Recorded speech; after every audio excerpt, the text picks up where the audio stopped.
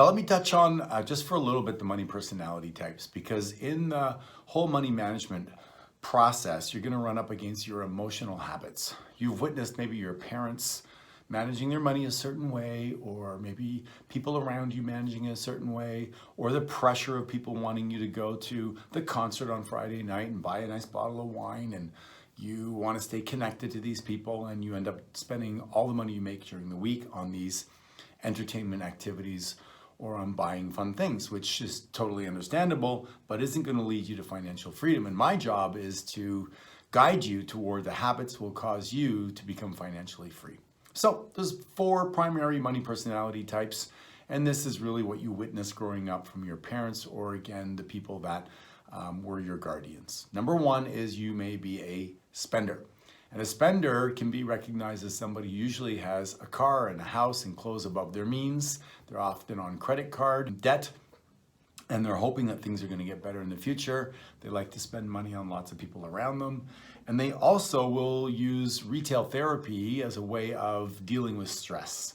And that's usually some of the big indicators for the spender. And there's a link in here for you to listen to a more detailed version of this, but I want to give you the highlight version for now. The saver is somebody like me. I grew up with not a lot of money, worked really, really hard, and money represents freedom to me.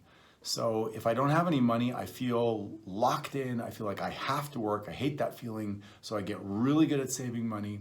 I pay attention on how to manage it and invest it so it goes to work for me. I have 35 streams of income, because all of these things mean that I have more freedom. So most savers are people that believe that money represents freedom, and or they experienced not having a lot of money growing up and they don't want to live that way. So maybe you're that type of person. And remember, we're all parts of the different 4, but we usually have one that we major in. So mine is saving.